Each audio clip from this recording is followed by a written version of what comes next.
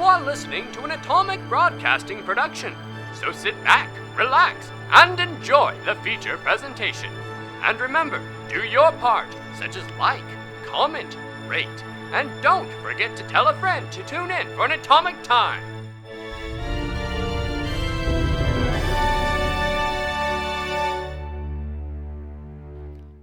Hello, everyone. It's Sam. And Jordy. And we're here to just kind of make a quick announcement. We got to go to some wonderful cons lately. We had a booth at Tremendicon, and things went really well. And it was really great to get to meet everyone and talk to everyone and give away some plants and such. It was a wonderful time. And getting to talk to people, we got some good feedback and some conversation happened. And from that, we decided it's about time, after releasing for a little over a year, that we are going to launch a Discord. So there'll be a link in the description below and on our social medias and hopefully on our link trees or anywhere else you can look. And we'd love for you all to kind of come on in and join in on the community and get some conversation going. We love getting to talk with you guys, and it's something that we really want to encourage and help build. Yeah, it'd be great to go ahead and get that community going, conversations. You can meet other people who are listening to the shows, chat about new episodes, theories, your favorite characters. Don't be too mean.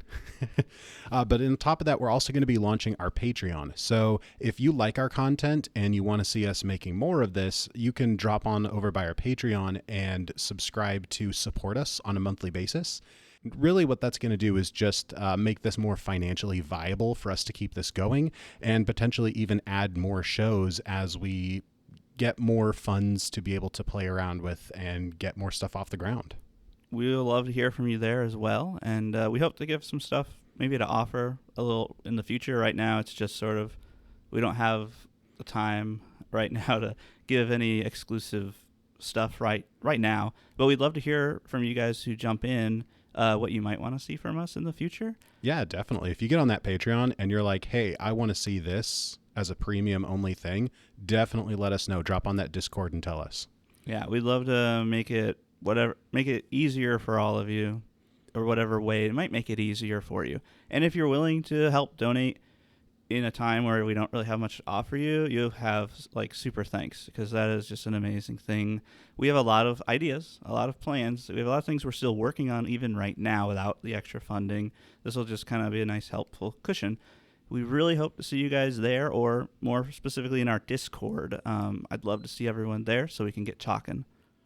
All right, and with that, I think we're good to jump on into the episode, and we will see you there. All right, hope you guys enjoy. Love you all.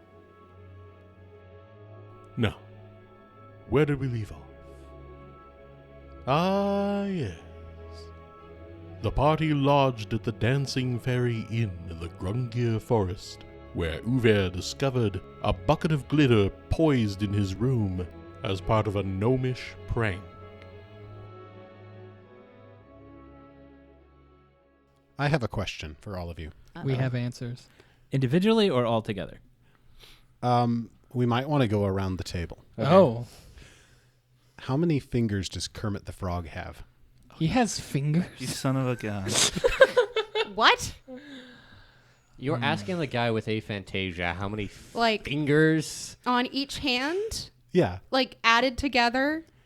So, okay, so he has a thumb. So we have 10 fingers. Yeah. Are you saying like that, or like there's 5 fingers on one hand? Do we count the thumb? Either way you want to slice it. Oh my gosh. Are we counting the thumb? If you want to. I mean, you can say 4 fingers and a thumb, 2 fingers and a thumb. My gut reaction is 3 total, but that's mostly because of the Ninja Turtles. Yeah. But I think my actual answer would be 4. My gut reaction is he just has a thumb and a mitten. Okay. Oh, that's what I'm going to settle on. That's actually a good point. He might, yeah. Unless they do some sort of cutaway. I think he has like actual fingers. Yeah, when he goes like, I'm pretty sure. Several fingers. I want to say 4. At most, I think the 3 fingers or are just 4 sewn into the mitten. Oh, that's a good point. He has a thumb, and yes, the finger shapes, but really are just a mitten with finger shapes. Okay. Sounds right. I'm trying to imagine him sipping tea. I think it's 3 or 4. Like, you know that commercial that he was on? Why didn't you look this up before Are you asking talking the about the question? Lipton tea? Oh, I know the answer. And then I was like, wait, I could just show you guys instead of just verbally telling you. Is it just a thumb? No Get mitten? up. George is going to tell us. I'm looking it up. The correct answer is Kermit's hands are just like our hands. So he has 5? Really? He has 4 fingers and a thumb. They're on each so hand. lanky. He's a frog. What do you expect? I expect him to have webbed hands, but he doesn't. I don't like that. You know what you'll like less? Don't. Is Miss Piggy the same way? No. What? So scared. No, thank you. For the audience, that was a creepy lit picture of Kermit holding his hand like the Pope blessing someone. He looks like he's drunk and trying to ask me a Bro. question. He looks like an alien. It looks like Tallboy Grossman's like animal companion. Hey, what do you know about helmets? It's like he's going to go, shush. I can't do his Shush. voice. So my wife is terrified of the Muppets, and that definitely doesn't help. What? Why is she scared of the Muppets? Wait, all Muppets Why or are just you not the scared Muppets? of the Muppets? That's actually why aren't you afraid of the Muppets? Wait, I- what does this not help? Actually, my sister's also not. I mean, she's also not terrified, but like, there's that one that doesn't have eyes and is perpetually closing their eyes. She's like in a band or something. Yeah. But that one like freaks me out too. It's just kind of like What? Wait, it's what? like the long nosed dogs. Like that just looks so unnatural. I understand what you're saying. They've always kind of creeped me out a little bit. I have never been a fan of the Muppets personally. I love the Muppets. And I love puppetry of all kinds, Ooh, generally. Snuffleupagus is That's not what. yeah, it is It's a a puppet. It It's is a puppet. Yes, you are correct. It's a Sesame Jim S- Henson Muppet. It is a Muppet. Sesame It's a Street. Muppet, too. Sesame Street is Muppets. Yeah. They're not the Muppets, but they are Muppets. They cross over. They are together. You want to know a puppet that has always freaked me out? The dog dragon from Neverending Story. It's Chanticleer. Yeah. Chanticleer's from I've Rockadoodle. never watched that. It's I hear the book is mind bending. But the movie has a creepy dog. I don't like it. Does it end? I've maybe seen it once. I really want to read it. I'm too scared. I've honestly, I've never watched it, never heard of the book. I'm still stuck on the fact that the Muppets and Sesame Street are the same world. Yeah. Well, no, I don't know if it's the same world, but they're the same company. They've, makes they've it. done stuff together. They have? Yeah. Oh. Early on, before they were as separated as they are now. Yeah, and the Kermit Jim the Henson Frog. Company has made a ton of like movie props and stuff. I'm pretty sure didn't they the Five Nights at Freddy's movie reach out to them for the quote unquote animatronics? I don't know that. I'm pretty sure that they did. Oh, I see. See, when I think Muppets, I think Look the this up. Muppets TV show. Yeah. No, that old is the Muppets. But then Right. anything made by the Jim Henson Company, I believe, counts as a Muppet. Not anything. Yeah, we're just shooting Not the anything, breeze, but like- shooting the frog. Whoa. Don't shoot frogs. Whoa. Don't shoot the frog, even though that one was creepy. No, you can you can shoot the evil Kermit There's an evil Kermit. in the Yes. Muppets 2: World's Most Wanted. Another movie I've never He watched. gets replaced by what's his name? The evil Kermit. How many Animal. Muppet movie? Sam knows He's a lot Russian. about the He's Muppets. Russian. He He's has Russian. a name. A Russian Kermit. Trying to find out what it is. Sam is all up on his Muppet lore. I love those movies. He loves the Muppets. Honestly, I just never watched Constantine. Constantine. Yeah. Not Constantine. Constantine. Okay, Constantine. I'm used to Constantine over Constantine. It's two different things. It's constant young adult. Constantinople. Well, like for example, the comic book character John Constantine is not Constantine. I thought it I was thought it was Constantine. Constantine. No, that's the American pronunciation, which is wrong. He's British. His name is Constantine. They actually call it out several times throughout the comics. You know That's that makes fun. sense though because they don't like that E sound. Mm-hmm. But yeah, he replaces Kermit and puts Kermit in the Russian gulag, I think it was. Oh my goodness. And, and What? Kermit has to break out from there. Isn't Constantine from the Byzantine Empire? Am I Who's wrong? to say? Constantinople. Constantine. I already said Constantinople. That's what Oh, share names all the no. time. We have gotten so off. So My Kermit. ancient lore is feeble at best right now. Speaking of feeble at best, I thought you were going to take it the ancient lore. Don't let me. don't give me opportunities if you don't want me to take them. Any history buff's gonna murder me right now. Speaking of murdering Uwe, If you wish to murder Sven, his address. Hey! What was in that bucket? What's in the bucket? so we're going to go ahead and pick things back up in the common room of the tavern, the Dancing Fairy. Zephyr, we know, is hanging around outside right now, and Uver has gone to his room where he found a bucket of glitter. But Alward, Neros, and Val are all in the common room still. Val's going to tell them all, hey, I would be a little careful of your rooms. I think they were doing something to them. Like what? I don't know. Nothing seemed wrong when I was there, but he just came out of the room and was acting all suspicious. So I'm not really sure what's going on.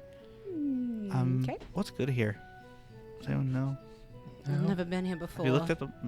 can I have a menu, please? A very nervous-looking halfling is just like, we don't have a menu. What do you want? Food? Do you have a recommendation? Well, we have, we do have some mutton. We have some mushroom soup. There's always plenty of bread. Yeah, I'll take some bread. Okay. And a little bit of mushroom soup. Do you want butter with the bread? Yeah, and garlic if you have any. Oh, that's gross. What? I'm sorry? Garlic. You don't like garlic? The gnome behind the counter just like comes over and puts his hand on his shoulder. George, just give him the garlic. I mean, if you don't have any, I've got my own, but... No, we have some. I'm sorry to inconvenience you, Fred. No, it's just another person who likes garlic. What do they have? Are you allergic to garlic? No, it's gross. And at this point, the gnome is just like pushing him back into the kitchen. What do these people have against garlic? I think it was just that one half. I don't understand. I do not understand. Sven needed that. Are you comfortable with eating their food? After they just tried to... Yeah, it's fine.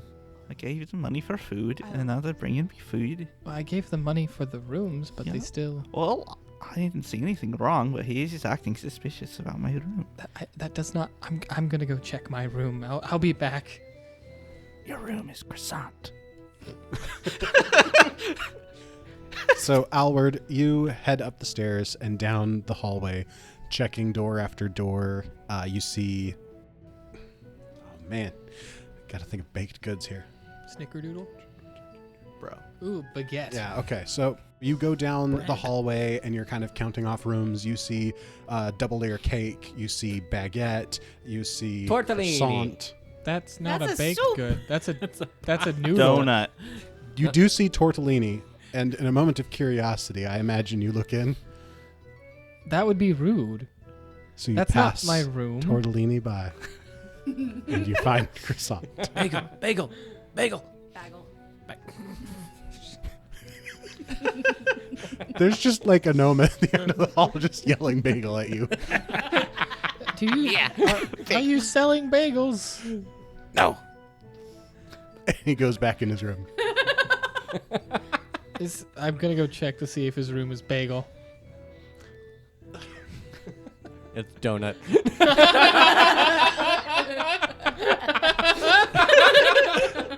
It is donut. It's just a sugary bagel. No. They're different. Fae people are weird. Wow. I'm still going to my room. I don't. So you were actually at the door to your room when the gnome was yelling bagel at you. Oh, okay. So after checking to see that his room is a donut, being very confused, I'm going to open the door with a mage hand and then make my way inside. So you enter croissant? I enter the croissant. Is it flaky? Very flaky. Is it buttery? No. Oh. Not garlicky. Certainly not garlicky. It actually smells quite nice and clean. Like fresh linen. Hmm. Ew, on a croissant. And lavender. Well, all right then. My perception bonus is plus 11. I cannot believe that I've rolled the same thing for 3 different checks for you guys. Are you serious? But the room is nice. There doesn't seem to be anything wrong at all. I'm gonna go unlock it, go back downstairs. There's nothing wrong with my room. Oh, well, that's good. I think I'm gonna stick to my rations though. I don't know if I think the mushroom soup is great. that's good. Is it creamy? In front of Val, there's a bowl for the mushroom soup, a small plate with some sliced bread on it, and then way off to the side in a separate bowl is some minced garlic. This garlic bread's really good, especially if you dip it in the mushroom soup. Oh, why are you looking at me like that? It's just food. So, we're awkwardly looking at each other while I'm finishing my food. And I'm looking around. Everyone seems to be settling in.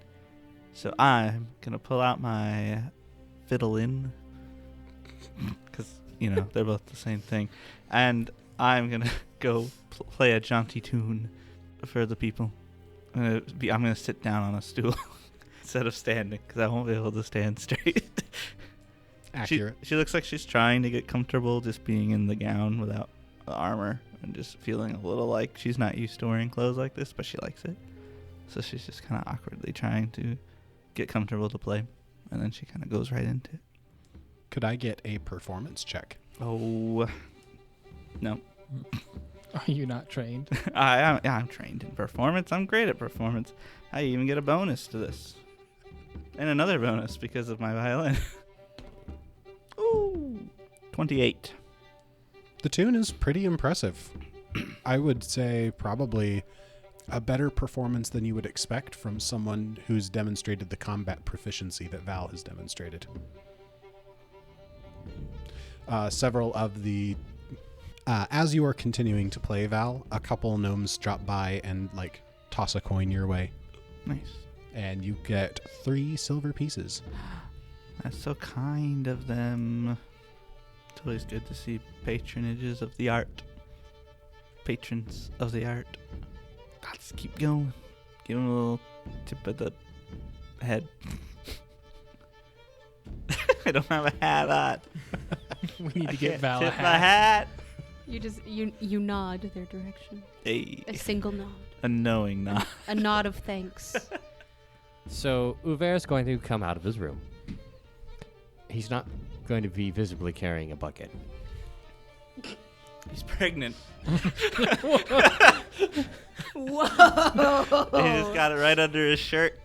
The only place to hide a bucket. Ah, yes, a bucket-sized baby. I'm following you. Okay. He's not carrying the bucket. Oh. And he's just going to calmly come down the stairs as if nothing has happened. And he's just going to go and, once again, go to the bar and sit down where the gnome is. Actually, not too far from the gnome, just down at the gnome, or at the bar. And order just another of the house special drinks. He kind of looks suspiciously at you, before he can control himself and hide it. And he's just like, right, of course, and gets another drink ready and passes it your way. And as he does that, he's just going to hear from behind him, knock, knock, knock, knock. I'm casting Figment, by the way. Previously ghost sound. Oh, okay. Yeah.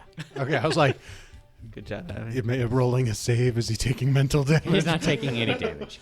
I will tell you, Figment is a new spell, actually, since we're using our updated system. I can create a simple illusory sound or vision. A sound adds the auditory trait to the spell and can't be intelligible words or elaborate music. So you're just causing him to illusorily hear this knocking sound behind him? Behind him and up above him. So he's hearing that as he's handing you the drink. He drops it and dives under behind the counter. What's the gnome's name? I don't think you asked him. Okay. Oh my. Is there something wrong, Senior Gnome? No. Go away. But it seems that something startled you. Is there something I can do to help? Shh. He's here. Frank! No!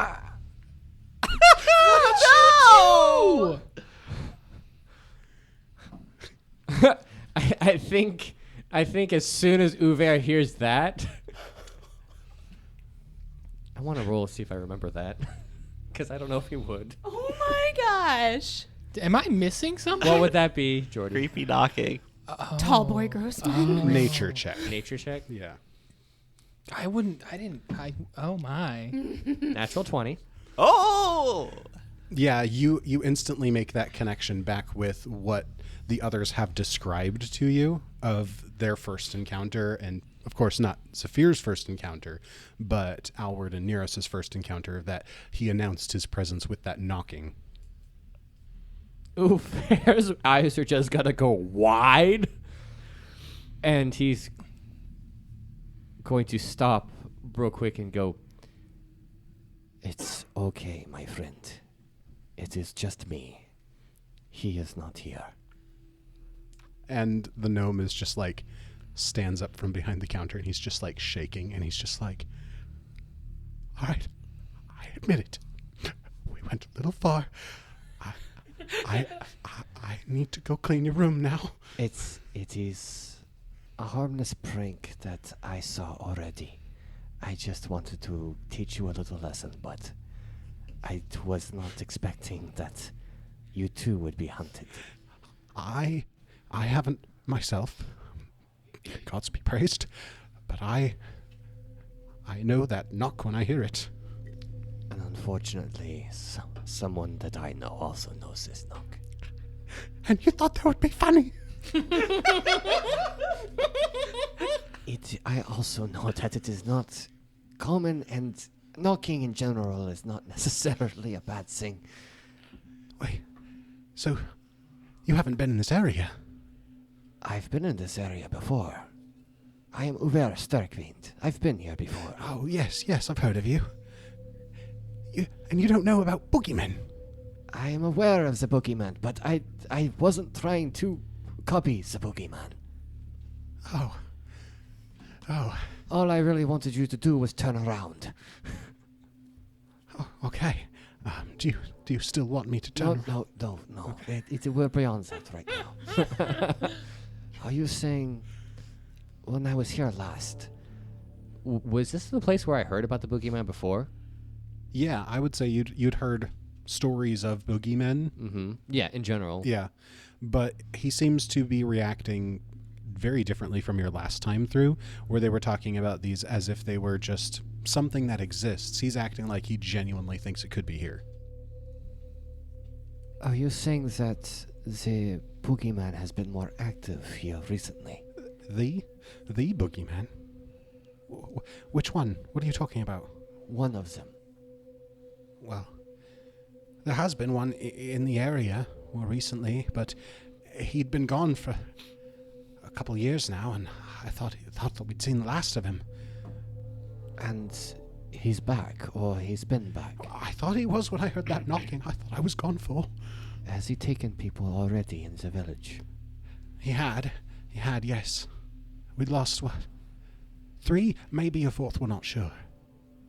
I am sorry for your scare. I did not know. I would not have pulled such a prank. Right, sorry. I'm still just coming down from an adrenaline high. It was okay. Perhaps we could replace the drink and you can have one yourself.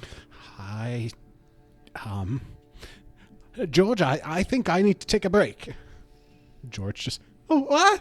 But he pours a drink for you and one for himself. Poor George. Join me, please. I As I said, one of our party is being hunted. Anything that I can learn can perhaps help. You said the one that was around here left a couple of years ago. Do you know what drove it away or why it left? No, I don't. I just stopped. And so one of your group, is it one of those three over there? He points to Val, Neros, and Alward, who are all kind of over there together where Val is playing music. No, it is not one of them. Oh, who is it then? It doesn't matter. The point is that I would like to help my friend. What do you want to know? What did you all do to protect yourselves? Well, I don't know if there's much that you can do. We didn't go out alone at night. We stuck together in groups. I don't know if it helped, but it felt safer that way. At least when you got, someone would know what had happened to you. And since you were all in groups, that means that there was witnesses. For the last two, yes.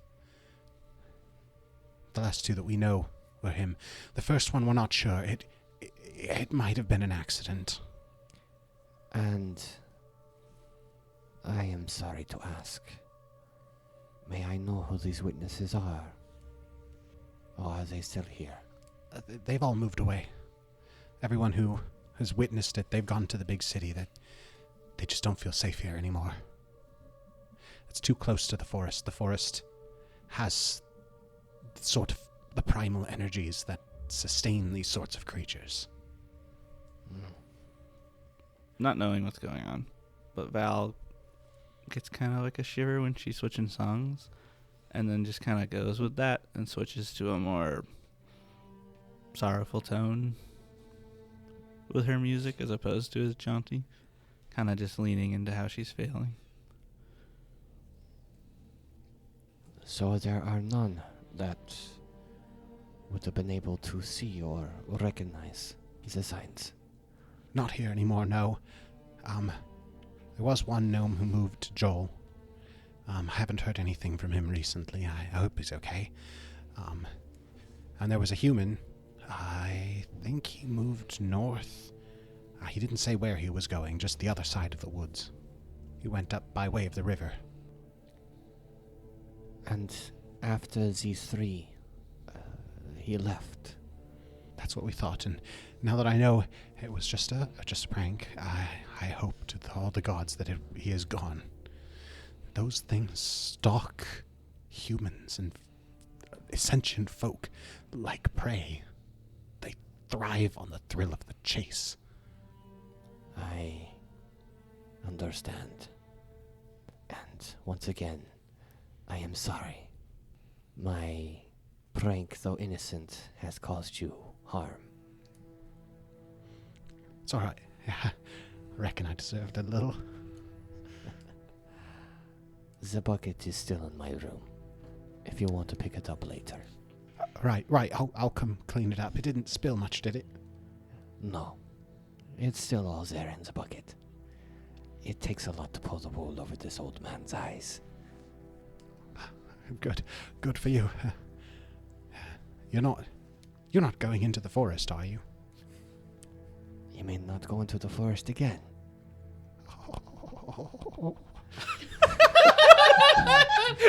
And we're taking you with us. Don't worry, my friend. I have seen a lot of dangers in my time. I will be all right. If you go in, keep to the paths, keep to the roads. If you stray from them, there's no telling if you'll ever get out again. I will keep your words in mind. Thank you. Now, I think we could both use a good rest. Yes, I could use a second helping myself, and he starts pouring himself another glass. How much are those glasses? Just curious. Negligible at this stage of the game. I give him a silver, another silver. I'll be sleeping well tonight. As you should, my friend. As you should. As I pat him on the back. And then quietly go back to my room. And I'll set the bucket outside the door. And just sit on the bed and just ponder what I've learned. Alward gets up from what he's doing from the table, transcribing some notes into different books. And he's going to walk over to Val. Like, before you head in for the night, would you mind coming to see me in my room? It's the one with the croissant shape on the door. All right. It's going to play a bit longer. I can go ahead and talk to you now, though. Take a little break, come back. That's fine. Okay. And then gonna go up to the room, gonna avoid the bucket of glitter, going to ignore the gnome yelling bagel. Bagel! Bagel! This time he actually just opens the door and he's like, ooh! Starts down the hall towards the bucket of glitter. Cornelius slips into Tortellini. Why is that fitting? And then Howard ushers you into the room, shuts the door. This isn't easy for me to sort of talk about, so I wanted it to be a little bit more private. Oh, all right. As you know, your father stabbed mine through the neck. And I don't hold that against you, of course, that you weren't there, you had nothing to do with it. But he didn't just kill him. It's my understanding that his spirit or his whatever is trapped inside a cup that your father has. So, and he left before we could really deal with that. So I guess what I'm trying to say, and I'm not going to ask you this beyond this point, but do you know where your father is? Or have any way of finding him? I would like to save my dad from being trapped eternally inside a cup. No, I don't really have any ideas. And I've made sure of that. I've heard he's looking for me, so I've specifically tried to do anything I can to not be noticeable in that way. He might have gone home to Elderton. He might have gone back to your family's place, or his house that your family's staying in. Other than that, I haven't really heard anything. The others, I think, mentioned something about the ghost thing. It would explain a lot about how he acted when I was growing up, but... Well, if it's too difficult for you, of course I will never ask you to do something you wouldn't want to do, but I would enjoy the assistance if at all possible. I haven't spoken to the others about this, but I feel like we're going to run across him again at some point, and I need to free my father's spirit. And Howard, after saying that, is sort of like stunned in amazement at the situation that his dad's ghost is in. She puts her hand on your shoulder. I'd like to do all that I can to help you, but I don't know how much I can help with him there. I didn't want to put you in a spot you didn't want to be in. I know that's going to happen eventually, but I'm hoping it's a lot longer away. Though I understand that looking into what happened to your father would be very important. If something happened to my dad, I would have wanted to save him or find him. Who did raise you, if I can ask? A lovely family. Farron was more of a father to me than I've ever known. He raised me and taught me about shelling, and I've always tried to stay closer to him and the ways he raised me to be. I haven't seen him in a long time, though. When Hamir came back, he just took me away. And then segregated us from the rest of the community. Was he in Tom Grove or No, in Otherton? I was raised and Hamir lived as well in Otherton. That house you guys were in Tomgrove. I think I heard him mention it before. It belonged to his parents, but he didn't speak. Hamir didn't speak much of his family either. Just about my mum a lot. When my father left for the war, my uncle took me and my mom in for the time being. And then we mourned him when we received word of his passing. So it was weird to know that he still existed in a cup. I can imagine. Some days I wish I could have just mourned my father. But that's not how it goes. Thank you for hearing me out and trying to help. I'm going to go back and transcribing this language here and see it tomorrow. Right, yeah. I'm sorry I couldn't have offered you anything more. But nice to chat still. I haven't really gotten time to process or talk about any of it since this all started. Yeah, I understand. I think it helps put some things in context for me. I wasn't a very attentive father. He's always talking to himself and getting angry at himself, and I think he was talking to the ghosts. that would make more sense. He was never quite right. But I got to spend a lot of time in the graveyard and learn a lot about Pharasma there. So there's upsides, I suppose. I don't know much about Pharasma. Pharasma and Shellen have done a lot to mold me as to who I am today. It's good talking to you, Albert. We haven't really felt like I've gotten to say much to you. It's been busy. And Alward's going to open up his book on what I'm presuming is a slightly smaller desk than normal and just start. Have a good night. Thanks.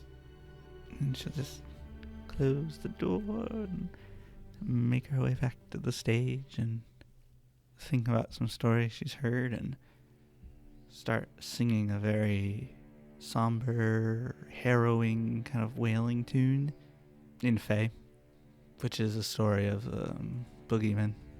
Like the story that I heard about how I knew about it, it's in Fae completely, and it's, I don't know how to describe it. It's almost like a scare story you tell kids, but in a more feeling like a real story and feeling the melody and that sort of haunting him wailingness to it.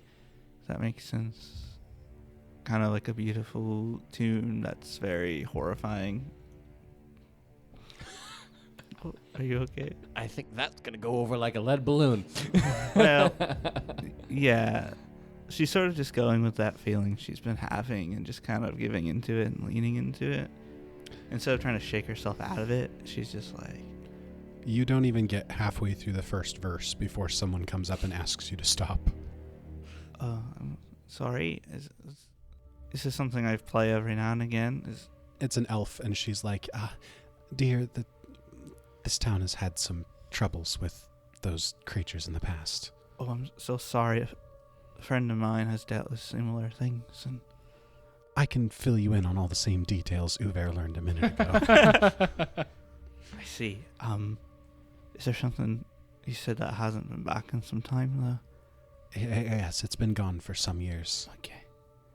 Well, if we come across it, we'll do our best to get rid of it. Well, if you come across it, I don't know if even Pharasma can help you.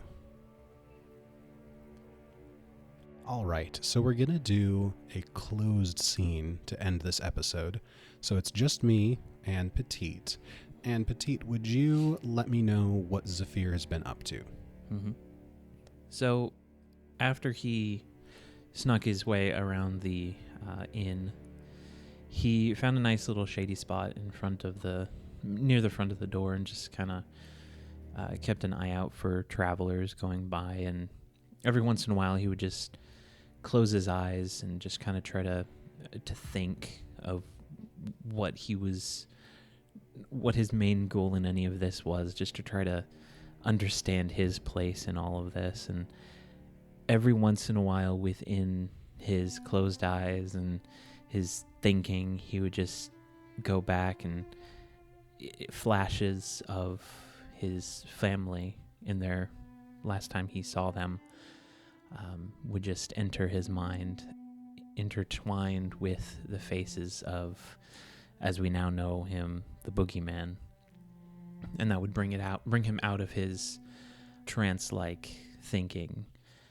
And it would go a little bit, and he would close his eyes, try to think again, which would again be interrupted by his family and various states of massacre. Not a great thing to be thinking about, but he just ends up, as the sun's starting to set, slowly crying every once in a while. Not a hard sob, but just a few tears. He just doesn't know what to do or where he's going. But every time he closes his eyes, he sees his family and the boogeyman. At this point, the sun is almost fully set, and on one side of the horizon, of course obscured behind the trees, you can just see the last few reaches of purple and red on the horizon. But directly above you, it's already dark enough that you can begin to see stars, and the moon is starting to come up on the eastern side. At this point, the streets are completely abandoned. Everyone has already either gone to bed or they're inside the tavern right now, enjoying some music. You can hear Val, she's halfway through her second song on her violin. At this point, Zephyr, you might be thinking about heading inside, but you kind of hear like a shuffling of motion from the other corner of the building. So you're leaning against the corner, and then like around to your left, just around the corner of the building, you kind of hear like cloth against cloth kind of shuffling sound. Zephyr takes a deep breath, and he kind of just opens his eyes like he would after one of his moments, and he kind of peeks over to the corner of the building, not a whole lot turning his head, but just kind of glancing over to see if anybody's over there.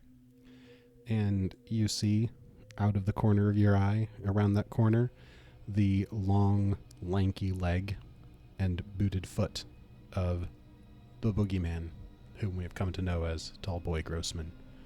And as you turn to look that way, you just hear, "Don't be afraid, little rabbit. I've come to talk." I am not afraid. Good, good. That's one of the things that makes you and I so similar. There are only two kinds of creatures in this world. Those who fear, and those who cause the fear. What do you want with me? You've given me a merry chase. It's been quite delightful, but I'm beginning to suspect that you may have outgrown me. How long have you been chasing? You should know that. Ever since your family died, I've been following you, watching you, cultivating your fear like a fine wine, until, quite recently I might add, you've stopped it up. After so many years, I've wanted to know why. I've wanted to know who. I don't know if you were the one to cause all this, but if I were to find out that you were behind all of this, I can't imagine it would end well for both of us, but it certainly won't end well for you. Ah, little rabbit, can you fault a bird for singing, or a fox for stalking its prey? No, I've come to offer you something you haven't had for a long time. And what is that? Hope. Until I recently discovered you and your face, your name, I had hope. And now I just have anger. All this time you've been searching for your family's killer. Clinging to, what, revenge? What if I told you, you, Zephyr, have the power to change it? What do you mean? Go back and change what happened, or? Maybe not go back, but you could bring them back. I'm interested. I just need you to do one thing. There is power and life, power and death, power and blood. You know this as well as any. Of course. His lanky hand reaches around the corner of the building. He still hasn't turned to look at you, just his hand reaches around the corner of the building. And he hands you an ivory-handled knife, just like the one that you found that night. I'm going to need a payment from you. One family in exchange for another.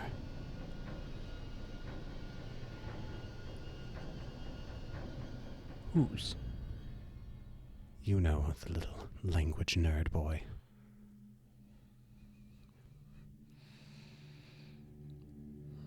Is this something I must agree to now, or something that I must think about? No, of course. Think it over. Think it over very hard. How can I contact you if I've made my decision? You won't need to. I'll be watching, and when the payment is made, I will make good on my end of the deal. We shall see. I'll be watching you, little rabbit. Now, go inside and enjoy your dinner. And there's a rustling of cloth sound, and the sense of presence just eases, and you know that he is left.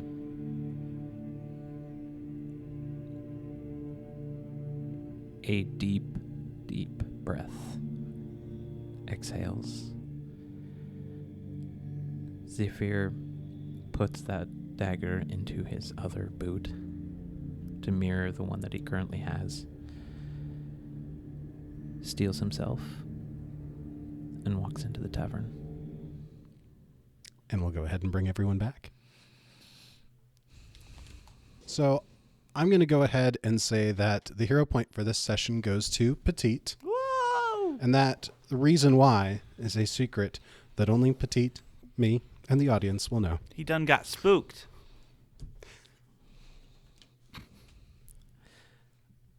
Speech. Thank you, Jordy. I'm shaking. And I'm going to go shake some more. And we'll see you all in the next episode. But I do have a post-credit scene. He just wants to shake, shake, shake. If you want this, Abby. What? What?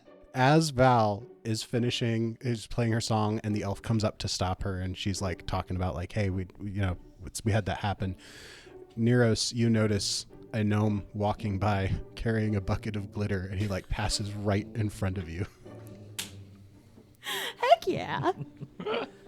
Are we to presume that Neros now has a bucket of glitter? Neros has a bucket of glitter.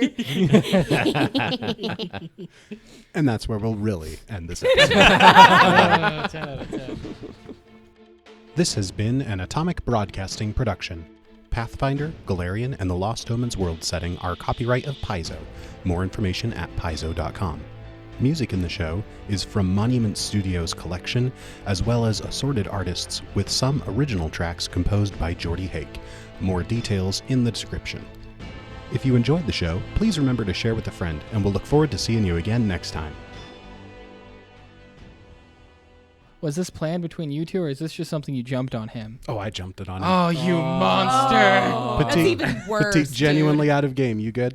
I just thinking. I mean, Okay. if we're not going to be doing anything else, I'm okay. Okay.